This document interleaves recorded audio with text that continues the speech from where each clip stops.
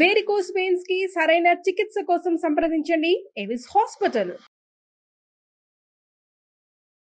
నమస్తే రమ్మగారు. నమస్తే చే. రమ్మగారు, ఏదన్నా పెద్ద కథ చెప్పండి. ఒక పతివ్రత కథ చెప్దామా? పూర్వం మాళవ దేశంలో పద్మాకరం అని ఒక పట్టణం ఉండేది. ఆ పట్టణానికి రాజు చంద్రసేనుడు. ఆయన భార్య పేరు మిత్రవింద. ఎంత బాగుందో జుట్టు పేరు. అయితే వాళ్ళకు సర్వజ్ఞుడు అని ఒక మంత్రి కూడా. చాలా కాలం రాజుగారికి పిల్లలు పుట్ల. ఈ మాళవ దేశాచారం ప్రకారం రాజులు ఏకపత్ని వ్రతులుగా ఉండాలి. ఓకే. ద్వితీయ వివాహాలు అవి కుదరవు. మనం కొన్ని దేశాల కథల్లో చూస్తాం, పెద్ద భార్యకి పిల్లలు పుట్టకపోతే ఇంకో పెళ్లి చేసుకున్నారు అనుకుంటా, 1, 2, 3 అలా పిల్లలున్నా లేకపోయినా కూడా వివాహాలు చేసుకునే విధానం ఉండేది. 5-6 రాణులు ఉండేవాళ్ళు, దక్షిణ నాయకులుగా ఉండేవాళ్ళు రాజులు. అదేం పెద్ద తప్పు వ్యవహారము కదా, ఆ కాలంలో నడిచేది అది, అంతే సహజమైన సంగతే. అయితే సంతానం కలగల. ఈ సర్వజ్ఞుడు జాతకాలు చూపించాడు, మంత్రి గారు పూజలు చేయించాడో ఏం చేసినా ఏమీ లేదు. క్రమంగా ఏమనిపించిందంటే, ఈ సంతానం లేకపోవడం అనేది ఒక పెద్ద హర్డిల్. ఎవరినైనా దత్తు తీసుకోవచ్చు. ఓకే, దత్తత తీసుకోవచ్చు. ఈ దత్తత తీసుకోవడానికి ఏమైంది, ఆయనకి సమీప బంధువులు తక్కువ ఉన్నారు. దత్తత క్లోజ్ కజిన్స్ లో నుంచి తీసుకుంటే రాజరక్తం ఉండాలి కదా వాళ్ళల్లో, అది కదా, లేకపోతే ప్రజలు తప్పట్టుకుంటారు. బయట వాడి నుంచో తీసుకొచ్చి ఇప్పట్లో లాగా ఇటీవల కాలంలో చేసినట్టుగా ఎక్కడి నుంచి అయినా తెచ్చుకునే విధానం ఆ రోజున లేదు. అవును, క్షత్రియ రక్తం కావాలి, అది కూడా రాజరక్తం. ఏదో ఒక తరంలో అయినా వాళ్ళతోటి రాజుతో క్లోజ్ రిలేషన్ ఉండాలి. అలా కుదరలా. ఆయన ముందు తరాల్లో ఆడపిల్లలు ఎక్కువ ఉన్నారు. వాళ్ళంతా బయటికి వెళ్ళిపోయిన వాళ్ళు, అన్నదమ్ముల వరస అయ్యేవాళ్ళు లేరు. చూసి చూసి చూసి ఒకసారి ఏమైందట, ఒక పెద్ద పండిత సభ జరిగిందట. ఓకే. ఈ సర్వజ్ఞుడు ఎక్కడెక్కడ దేశాల నుంచో పండితుల్ని పిలిపిస్తే వాళ్ళందరూ కూర్చున్నప్పుడు, సరే రాజుగారిని మీరు సంతానేచ్ఛని వాళ్ళ ముందు ప్రకటించండి అని కొంచెం రాజుని ఎంకరేజ్ చేశాడు. ఈ చంద్రసేన మహారాజు ఏం చేశాడు, అందరికీ దక్షిణలు తాంబూలాలు ఇచ్చాక, అయ్యా నాకు ఒక కోరిక, సంతానం కలగలేదు, మీరందరూ ఆలోచించి ఒక అత్యద్భుతమైన వ్రతాన్ని దేన్నైనా నాకు చెప్పండి. మా అరాచకం అయిపోతుంది కొంతకాలం, అయితే నా తర్వాత ఎవరో ఒకళ్ళు ఉండాలి కదా అని అడిగాడు. వీళ్ళు పండితులు ఒక 10-12 మంది బాగా ఆలోచించి, రాజా, మహత్తరమైనది, లోకక్షేమం కోరి చేసే పని ఒకటి చేయాలి నువ్వు. దాంతోపాటు నువ్వు సంతానాన్ని కూడా కోరుకోవచ్చు. ఓహో. ఈ లోకక్షేమం కోసం ప్రజలందరూ సుఖ సంతోషాలతో ఉండాలంటే లక్ష్మీ పూజ అత్యుత్తమమైంది. కాబట్టి బంగారు లక్ష్మీదేవి విగ్రహం చేయించి 6 నెలల పాటు రాజ్య విస్తరణ లాంటి వ్యవహారాలు, యుద్ధం జోలికి పోకుండా, ఓకే, రాజ్య విస్తరణ జోలికి పోకుండా 6 నెలలు భార్యాద్వితీయుడివై ఆమె లక్ష్మీ వ్రతం చెయ్యి, లక్ష్మీ పూజ చేయమన్నారు. పూజ ఎట్లా చేయాలి, ఏం చేయాలంటే సాంగంగా మనం చెప్పుకుంటాం కదా, శ్రీ సూక్త విధానంలో లక్ష్మీ పూజ చేయటం. నిత్యము భోజనాలు పెట్టాలి, ఎవరికైనా నిత్యము కొంత దానం చేయాలి, ప్రతిరోజు పూజ చేసుకోవాలి. ఓకే, సరే, రోజు ఒక బంగారు లక్ష్మీ విగ్రహం చేయించారు. మనమైతే ఇంతది కొనుక్కుంటాం, 10-15 గ్రామ్స్లో బుజ్జిది. అంతకంటే ఏం కొంటాం కదా. అవునండి, అందరి ఇళ్లలో ఇంతకంత పెట్టకూడదు, మనకు అదో సిద్ధాంతం. ఇంత బుజ్జి లక్ష్మీదేవిని పెట్టుకుంటాం మన వాళ్ళు. మనలో అయితే వాళ్ళు ఏం చేశారు, పెద్ద విగ్రహం చేయించారు. రాజు కదా, బంగారం అంతా కరిగించి చక్కగా లక్ష్మీదేవి విగ్రహం చేయించి సాంగంగా ఆమెను ప్రతిష్ఠ చేసుకుని పూజా మందిరంలో ప్రతిరోజు శ్రద్ధగా చేశారు పూజ. ఓకే. 5 నెలలు గడిచిపోయాక ఒకనాటి రాత్రి ఇద్దరు మేడ మీద పైన సౌధోపరి భాగంలో పడుకుంటే ఇద్దరికి ఒకేసారి కలొచ్చింది. ఒకళ్ళ కళ ఒకళ్ళకి చెప్పుకున్నారు, ఒకేసారి నిద్ర లేచి చెప్పుకున్నారు.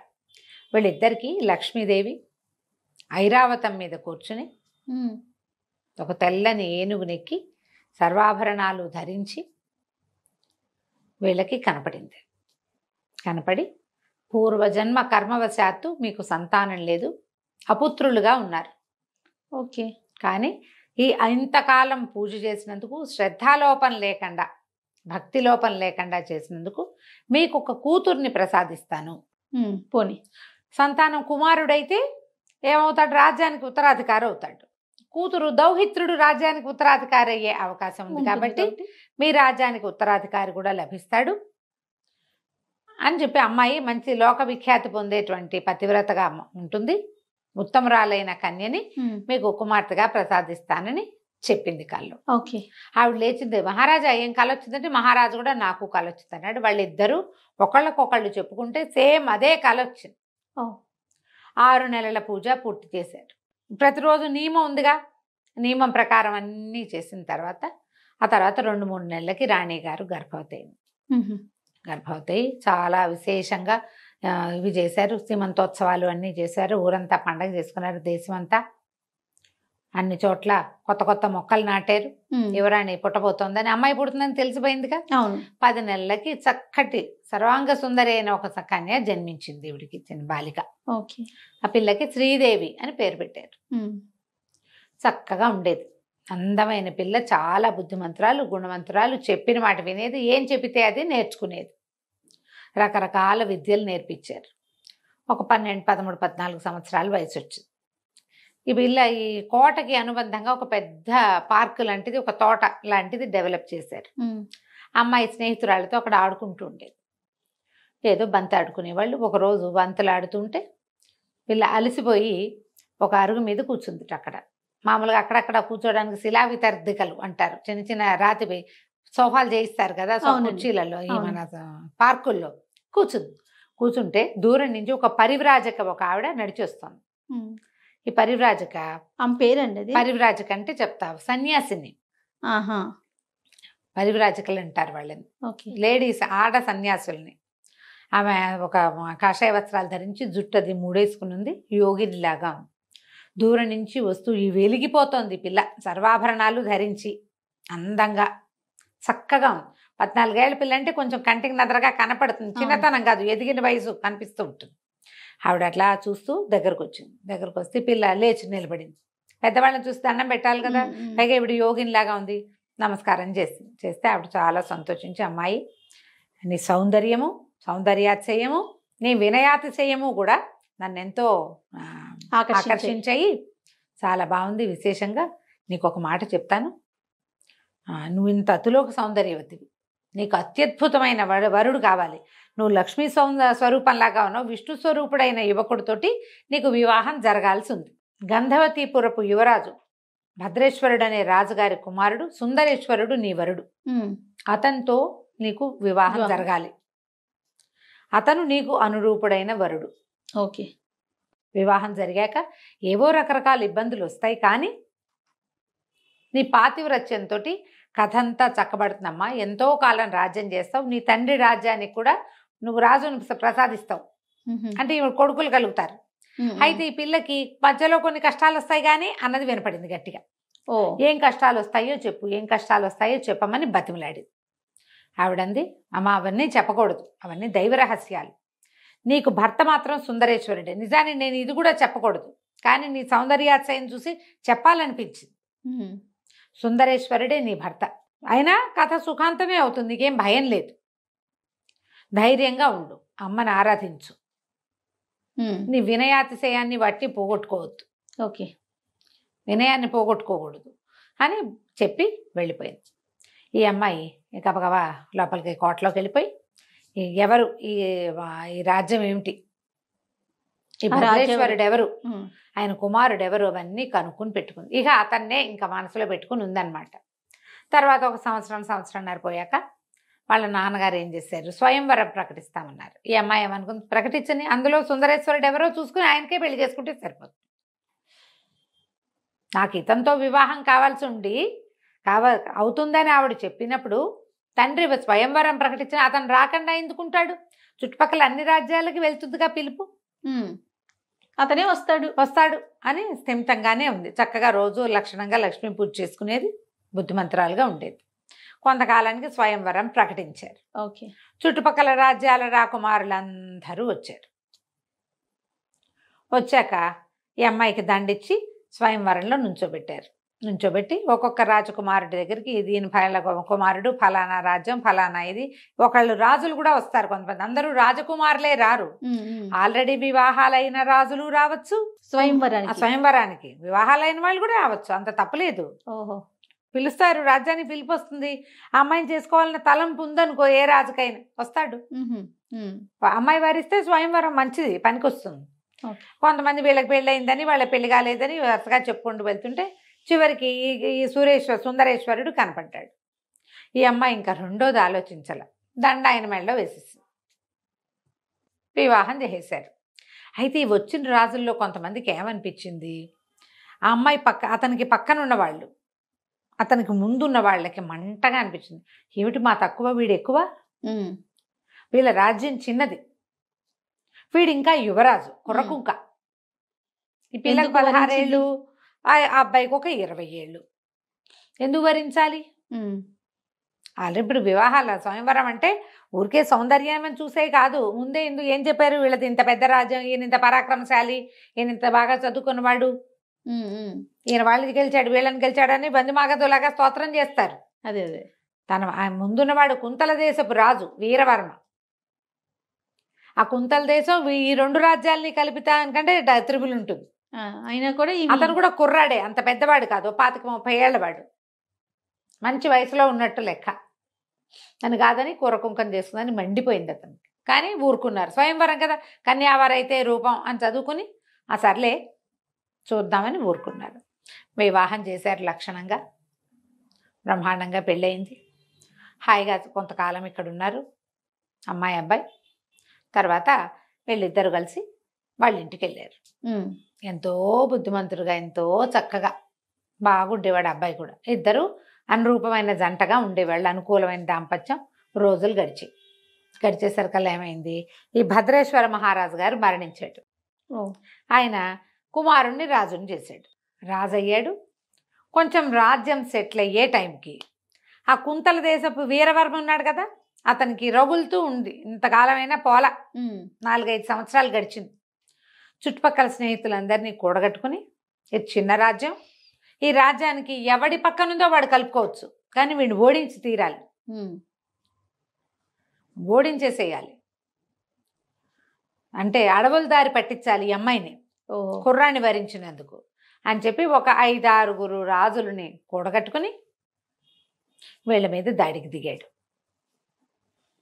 దిగేసరికి ఇంకా కొట్లైపోయారు మంత్రులు. సైన్యాధిపతి చనిపోతూ సైన్యాధిపతి రక్తం ఓడుతున్న దీంతో పరిగెత్తుకుంటూ వచ్చి, మీరు తప్పించుకోండి, బతికుంటే బల్సాకు తినచ్చు. యుద్ధంలోకి రాజు మొదటి రోజో 2వ రోజు చేశాడు, 3వ రోజు అతను రాకపోతే 3వ రోజు మీరు పారిపోండి, వెళ్ళిపోతే మళ్ళీ ఇంకేదైనా జనాల్ని కూడగట్టుకుని వచ్చి మళ్ళీ పట్టుకోవచ్చు మన రాజ్యం అని చెప్పేశారు. కల్లా వీళ్ళు ఏం చేశారు, ఓ బండి ఎక్కి భార్య భర్త ఇద్దరు పారిపోయారు. కొంత దూరం వరకు బండి మీద వెళ్ళారు. ఒకే బండి మీద వెళ్తే పట్టేస్తారు కదా, ఇంకా అక్కడి నుంచి బండి వదిలేసి ఇక నడవటం మొదలుపెట్టారు. నడిచి నడిచి నడిచి నడిచి నడిచి అడవుల్లో దుంప తెగిపోయింది, నడవలేక. ఎవరి వల్ల అవుతుంది మరి?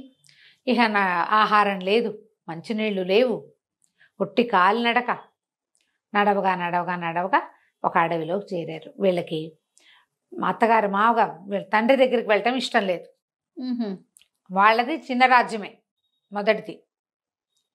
రెండోది, ఇప్పుడు ఇంత చెడి వెళ్తే అక్కడ ఏం పరువు ఉంటుంది? అది పైగా వాళ్ళు ఏం చేశారు, వివాహం అప్పుడు ఇతనికి రాజ్యం ఇస్తామని చెప్పాల సుందరేశ్వరుడికి, దౌహిత్రుణ్ణి రాజుని చేస్తామన్నారు, ఇంకా సంతానం కలగల. దాంతో అక్కడికి వెళ్ళటం ఇష్టం లేదు. అడవుల్లోనే కొంతకాలం ఉందాం, మన జీవితం ఇక్కడే కలిసి ఉన్నాం, మన ఇద్దరం ఉన్నాం కదా అనుకున్నారు. ఇప్పుడు ఈ ఏదైనా కొంచెం తేడా రాగానే చచ్చిపోదాం అనుకునే వాళ్ళని చూస్తాం మనం. అంతరాజ్యము పోయినా, బండి గుర్రం కూడా లేకుండా, కత్తి కటారు కూడా లేకుండా, ఒట్టి కట్టుబట్టలతో మిగిలిన వీళ్ళు బతుకుదామని అనుకున్నారు. ఇది కదా కావాల్సింది, స్పిరిట్గా ఉండాలి ఇది. అక్కడి నుంచి ఇంకా అలా వెళ్ళగా ఏమైంది, ఇతను ఒక చెట్టు ఎక్కి చూశాడు, దూరంగా ఒక పల్లి ఉంది, మరి ఆ పల్లెలో ఏమైనా ఆహారం దొరుకుతుందేమో చూద్దాము, పద శ్రీదేవి అని ఈ శ్రీదేవిని వెంట పెట్టుకుని సుందరేశ్వరుడు నడిచి ఆ పల్లెలోకి వెళ్ళాడు. వెళ్తే ఒక కుటుంబం వాళ్ళు ఎవరినికో ఆశ్రయించారు. చాలా దూరం నుంచి వస్తున్నా, వీళ్ళు బట్టలు అవి చూసేసరికల్లా మనుషులేమో దగదగలాడిపోతున్నారు, ఆ పిల్లేమో మరీ సౌందర్య రాసి తెలుస్తున్నారు కదా మనుషులు, ఓల్డ్ మనీ, పూర్వకాలం బాగా ఉన్నవాళ్ళు అనేది తెలిసిపోతోంది. సరే ఏం చేశారు, వాళ్ళు ఏమన్నారు, ఆహారం ఏదో వాళ్ళకి కలిగింది ఏదో పెట్టారు, తినేసి ఆ ఊరి మొగదలలో ఒక గుడి ఉంది. వీళ్ళు వచ్చేటప్పుడు ఆ గుడి చూశారు. ఈ ఇంటి వాళ్ళు వాకిట్లో పడుకుంటే వద్దు, మేము గుడిలో పడుకుంటామని చెప్పారు. చెప్పేసరికి సరే వాళ్ళు కూడా ఏముంది, ఈ ఊరికి ఎవరైనా అట్లాంటి వాళ్ళు వస్తే అన్నాళ్ళు ఎవరిలో ఒకరి దగ్గర అన్నం తిన్నా పోయి గుడి దగ్గర పడుకోవడం పరిపాటే. అమ్మాయి ఒక్కతే అయితే పంపేవారు కాదు, భర్త ఉన్నాడు కదా పక్కన. అదేలే. సరే ఏదో ఒక చేపాటి కర్ర ఏదో చేతిలో పెట్టి, పెద్ద జంతువులు అవి ఏం రావు బాబు, ఏం భయం లేదు, పడుకోండి, రేపు ఉదయం మాట్లాడుకుందాం, వీలైతే మీరు ఏదో చెడిపోయి వచ్చినట్టున్నారు, ఇక్కడే ఉండటానికి ఏదైనా ఏర్పాటు చూసుకుందరు కానీ అని చెప్పారు. ఈ వీళ్ళు బయట కూర్చున్నప్పుడు పిచ్చాపాటి మాట్లాడుతుంటే చుట్టుపక్కల 2-3 వాళ్ళు కూడా చూశారు వీళ్ళని. అన్నం తినేసాక ఇద్దరు వెళ్ళి అమ్మయ్య అనుకొని ఇప్పటికి 2 రోజులుగా నడుస్తున్నారు, తిండి లేదు పాపం. వెళ్ళి అక్కడ పడుకున్నారు ఆలయంలో. అది ఒక లక్ష్మీదేవి గుడి. ఓహో. వీళ్ళ గుళ్ళో పడుకున్నారు.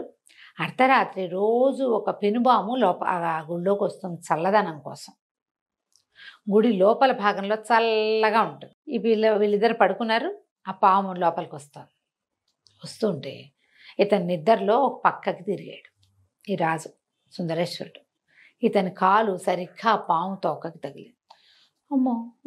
తగిలేసరికి ఆ పాము వెనక్కి తిరిగి చూసి ఎవడో నన్ను తన్నాడని కసిదీరా ఆ కాలు మీద టప కాటేసి తన దారిని పోయింది. ఆ పిల్లకి ఏం తెలీదు. ఆ వేసిన కాటలతో తను చచ్చిపోయాడు. అయ్యో. మరణించాడు. నిద్రపోతున్నారు, నిద్రలోనే అయిపోయాడు. పిల్ల తెల్లవారు లేచి చూసుకుంది. తెల్లారు లేచింది, బాగా పొద్దుక్కాకే మెలకు వచ్చింది. ఎందుకంటే నడిచి ఉన్నారు కదా. అయ్యో ఇది దేవాలయం, పూజారులు వాళ్ళు వస్తారేమో, లేవండి బయటికి వెళ్దాం, మొహం కడుకుందరు కానీ లేపితే ఏముంది, లేపు. అతను నీలంగా అయిపోయినాడు, తలకాయ పక్కకి వాళ్ళు చేస్తున్నాడు. పిల్ల కేకలు పెట్టింది, అరిచింది, ఏడవటం మొదలుపెట్టింది, పెద్ద పెట్టు నా భర్త అని. ఈ దేవాలయం ఊడవడానికి వచ్చిన వాళ్ళు, పూజారి ఒక పూజ చేసే ఆయన, ఆ ఇళ్ళ వాళ్ళు అందరూ పరిగెత్తుకొచ్చారు. వస్తే ఏముంది, రాత్రి చక్కగా నవనవలాడుతూ ఉన్న 30 ఏళ్ళు కూడా లేని కుర్రాడు ఇప్పుడు చచ్చిపడి ఉన్నాడు. బాగా పరిశీలించి పాము కాటేసిందని తెలుసుకున్నారు వాళ్ళు. పాము కాటేయగానే తెలిస్తే ఏదో విరుగుడు ఉంటుంది, నీలమణి ఉంది వాళ్ళ దగ్గర, ఆ మణి తెచ్చి పెడితే బతుకుతాడు. అక్కడి నుంచి ఇంకేదో వేరుంది, సర్పగంధి లాంటి వేర్లేవో ఉన్నాయి. ఆ వేళ రసం కంట్లో పెట్టినా నోట్లో పోసినా బతకచ్చు. గారుడమణి అని ఉంది, ఆ గారుడమణి పెట్టినా బతుకుతాడు. ఒక మూలికలు ఎన్ని ఉన్నాయో వాళ్ళ దగ్గర, కానీ చేయలేకపోయారు. బతుకుండగా తెలియలేదు కదా, చచ్చిపోయి ఎన్ని గంటలు అయిపోయిందో. అక్కడి నుంచి ఊళ్ళో వాళ్ళంతా అయ్యో గుళ్ళో చనిపోయాడని బయటికి తీసుకొచ్చారు. పాపం జాలి పడ్డారు, ఏం చేయాలో తెలీదు. ఏ తన బిడ్డో ఇప్పుడు ఏం చేస్తాం, అంత్యక్రియలు చేసేద్దామని వాళ్ళు ఏర్పాట్లు చేసేస్తారు. ఈ అమ్మాయి ఏం చేయాలో తెలీదు, ఏడుస్తూ కూర్చుని నేను ఇప్పుడు ఎక్కడికి వెళ్తాను, నేనేం చేస్తాను, ఊరేసుకుని చచ్చిపోదాం అని చెప్పి. ఇప్పుడు కష్టాల్లో ఉన్నప్పుడు సంగతులు గుర్తురావు, ప్రధాన కష్టమే కనపడుతుంది అంతే. ఈ అమ్మాయికి ఆ యోగిని ఏం చెప్పింది, కొన్ని కష్టాలు వస్తాయి కానీ చివరికి సుఖాంతం అని చెప్పింది కదా. కష్టాలు వచ్చాయి, సుఖాంతం వస్తుందని గుర్తురాదు అంతే. మీ నాన్నకే నువ్వు సంతానాన్ని ఇస్తావు అంటే తండ్రికి నీ కొడుకుని ఇస్తావు అన్న మాట కూడా గుర్తులేదు. ఇంకా భర్త చచ్చిపోయాడు, నేను కూడా చచ్చిపోవాలి. ఈ అమ్మాయి ఏం చేసింది, ఏడుస్తూ అట్లా నడుచుకుంటూ వెళ్ళి అక్కడ ఒక పెద్ద మర్రి చెట్టు ఉంటే మర్రి ఊడలు సన్నగా వేళ్లాడుతున్నాయి. ఈ పిల్ల గట్టిగా ఒక గట్టులాగా గట్టుంది, ఆ గట్టెక్కి ఆ మర్రి ఊడల్లాగి మెడకి ఊరిపోసుకోపోయింది. ఊరేసేసుకుంటుంది. ఇప్పుడు ఆమె భర్తని ఆ అంత్యక్రియలు జరిగే లోపల నా పని కూడా అయిపోతుంది. ఆయనతో పాటు చితెక్కుదామని తోచల అమ్మాయికి, తన దారిని తను ఊరేసుకోవడానికి వెళ్ళిపోయింది. ఈ మెడకి ఎప్పుడైతే ఈ తాళ్ళు బిగించుకుని గట్టిగా బిగించుకుంటుందో అప్పుడు ఆకాశంలో నారద మహర్షి తిరుగుతున్నాడు, ఎక్కడికో వెళ్తున్నాడు, నారాయణ అంటూ. ఆయన దిగొచ్చాడు కిందకి. అమ్మాయి ఎందుకమ్మా ఇంత పని చేస్తున్నావు అంటే, వల్ల ఏడిచింది, నేనేం చేయను, రాజ్యం పోయింది, దిక్కు లేదు, అక్కడ ఎవరున్నారో, ఎవరు బతుకున్నారో, ఎవరు చచ్చిపోయారో తెలీదు, మా అమ్మ నాన్నలు, మా ఊరు ఎక్కడుందో కూడా నాకు తెలీదు, అతనేమో ఇట్లా మరణించాడు, ఏ కారణంతో మరణించాడో కూడా తెలుసుకోలేదు, ఎప్పుడు మరణించాడో కూడా నాకు తెలీదు, ఇక నేను ఎందుకు నా జీవితం అనేసరికి అతను అన్నాడు, కాదమ్మా నువ్వు అమ్మవారి అంశతో ఆ వరంతో పుట్టావు, నీ మొహం చూస్తే నీకు వైధవ్య చిహ్నాలు నాకు కనిపించట్లా, వైధవ్యం రాసి కనిపించట్లేదు, చిరంజీవిత్వము తర్వాత సంపూర్ణ 5వ తనము కనపడుతున్నాయి, ఆయుష్మంతురాల్లాగా ఉన్నావమ్మా, నా మాట విను, నువ్వు ఈ పక్కన ఒక దేవాలయం ఉంది, ఆ దేవాలయంలో కూర్చొని లక్ష్మీదేవిని ప్రార్థించు, నువ్వు ఇప్పటిదాకా లక్ష్మీ పూజ చేస్తావు, అమ్మవారు ఏదైనా నిన్ను కరుణిస్తుంది, వాళ్ళ అవన్నీ ఏర్పాట్లు అయ్యే లోపల ఏదైనా జరగచ్చు, నువ్వు వెళ్ళమన్నాడు. సరే అమ్మ ఏం చేసింది, ఆ మహిళతోటే భర్త చనిపోయాడు, పోయి మళ్ళీ మా దేవుడ మందిరంలో కూర్చుంది. అది ఇంతెత్తు లక్ష్మీదేవి విగ్రహం, ఆ లక్ష్మీదేవి ఎదురుగుండా కూర్చుని ధ్యానంలో తదేక దీక్షతోటి కూర్చుని ఉంది. ఒక గంటన్నరకి ఆ లోపల అంతరాలయం నుంచి ఒక పెద్ద వెలుగులాగా వచ్చి అమ్మవారు ప్రత్యక్షమైంది. ఓ లక్ష్మీదేవి, అమ్మాయి ఇవాళ ఒక్కరోజు పూజ చేస్తే రాలా, పుట్టిననాటి నుంచి చేస్తూ ఉంటే మనకు అవసరమైనప్పుడు ఫలితం కనపడుతుంది. అంతే. అప్పటికప్పుడు చేస్తే ఎట్లా వస్తుంది? చిన్నప్పటి నుంచి నేర్చుకోవాలి. అయితే అమ్మ ప్రత్యక్షమై ఆవిడ ఏం చెప్పిందంటే, నీకు నీ కర్మవశాత్తు జరిగింది, కొంతసేపు వైధవ్యాన్ని అనుభవించాలి నువ్వు, అందుకని సగానికి పైగా సమయం నిద్రలో గడిపించేశా. అతను అప్పుడే చచ్చిపోయాడు, ఈ పిల్లకి తెలియదు కదా తెల్లవారేదాకా. ఈ కాస్త దుఃఖము నువ్వు అనుభవించవలసిందే. ఇది నీ తల్లిదండ్రుల తాలూకు కర్మానుభవం వల్ల కూడా నీకు సంప్రాప్తించింది అని ఒక మా పండు ఇచ్చింది. ఈ పండు రసాన్ని అతని శరీరం మొత్తానికి రాస్తే బతుకుతాడు. ఇక్కడి నుంచి మీ తండ్రి దగ్గరికి వెళ్ళిపోండి. వెళ్ళి అక్కడ నువ్వు యుద్ధానికి సమకూర్చుకుని మళ్ళీ మీ రాజ్యాన్ని మీరు చేజిక్కించుకోగలుగుతారు. నీకు నడిస్తే దారి తెలుస్తుంది ఓహో అని చెప్పి మాయమైపోయింది.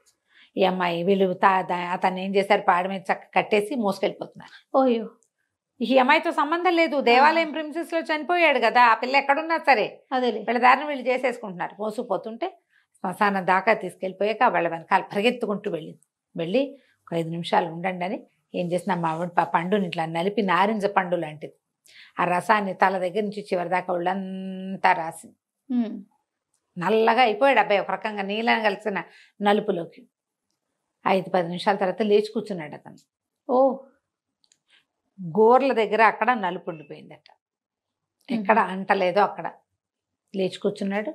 కూర్చునేసరికి అంతా ఆశ్చర్యపోయారు. అయ్యో బాబోయ్, ఏం పాతివ్రత్యం అమ్మా, ఎట్లా సంపాదించావు ఇంత శక్తి నువ్వు, ఇన్ని గంటల క్రితం చచ్చిపోయిన వాడిని ఎట్లా బతికించావు అని అందరూ ఆశ్చర్యపోయారు. నేను కాదు నాయనా బతికించింది, మీ ఊర్లో ఉన్న లక్ష్మీదేవి, ఆవిడే నాకు ఈ వరం ఇచ్చిందని చెప్పేసరికి వాళ్ళు వీళ్ళు ఏం చేశారు, ఆ దేవాలయం అంతా మళ్ళీ శుభ్రం చేసి బోల్డని కొలుపులు చేసి అమ్మవారికి పూజలు జరిపించి, మరి తను చనిపోయాడని భావించారు కదా, సరే వీళ్ళిద్దరికి ఆ భోజనం పెట్టి వీళ్ళకి బాగా శ్రమ తీరేదాకా ఉంచుకుని తర్వాత 2 మనుషులు తోడొచ్చి ఆమె రాజ్యం దాకా దింపారు, శ్రీదేవిని సుందరేశ్వరుణ్ణి. ఓ, వీళ్ళు ఆ రాజ్యానికి ఎల్లల్లో ఉన్నారు, దానికి సంబంధం లేదు. కానీ వీళ్ళ సరిహద్దులు దాటితే వాళ్ళ రాజ్యంలోకి వెళ్ళిపోతారు, ఆ పద్మాకరానికి వెళ్తారు. అక్కడి నుంచి ఇక మాళవ దేశం వైపుగా నడిచి వెళ్ళి తండ్రిని కలుసుకున్నారు. తండ్రికి ఆల్రెడీ వార్త వచ్చింది, కూతురు అల్లుడు ఏమైపోయారో అని వెతుకుతున్నారు. కానీ వాళ్ళు అప్పటికే ఏం చేశారు, చాలా మటుకు సైనిక బలాల్ని సమకూర్చుకున్నారు. ఒకవేళ అల్లుడు తమ దగ్గరికి వస్తే యుద్ధానికి వీలుగా అనమాట. ఈ సమకూర్చుకున్న బలాలతోటి ఇంకొక 6 నెలలు ప్రయత్నం చేసి మళ్ళీ వీళ్ళు అక్కడ కుంతల దేశం మీదకి యుద్ధం చేశారు. ఓకే, అందరినీ కలుపుకున్నాడు ఆయన. నా కూతురికి స్వయంవరం చేసుకునే అవకాశం లేదా, పైగా ఈ రోజు స్వయంవరమై నువ్వు ఈ రోజు యుద్ధం చేస్తే బాగుంటుంది, స్వయంవరమైన 5 సంవత్సరాలకి ఆ కక్ష మనసులో పెట్టుకుని ఇంత పని చేశాడని కొంతమంది స్నేహితులకు ఉత్తరాలు రాసి ఇట్లా మా కూతుర్ని అల్లుడిని దారులు పట్టించాడు, అడవి దారులు పట్టించాడు దుర్మార్గుడు అని రాసేసరికి వాళ్ళు మేము కూడా వస్తా ఉన్నారు. అందరూ కలిసి మళ్ళీ కుంతల దేశం మీద పడ్డారు. యుద్ధంలో వీరవర్మ ఓడిపోయాడు, వీళ్ళకి ఆ రాజ్యం కూడా దొరికింది. కొంతకాలానికి శ్రీదేవికి సంతానం కలిగింది. వాడే తొలుత పుట్టిన కుమారుణ్ణి మళ్ళీ పద్మాకర రాజ్యానికి రాజుని చేశారు. ఎంతకాలమో చిరంజీవులుగా చాలా సంవత్సరాలు రాజ్యం చేశారు. వాళ్ళ పిల్లలు మనవలు మునిమనవలు వచ్చేదాకా భార్యాభర్త కలిసి సంతోషంగా ఉన్నారు. కథ కంచికి మనం ఇంటికి.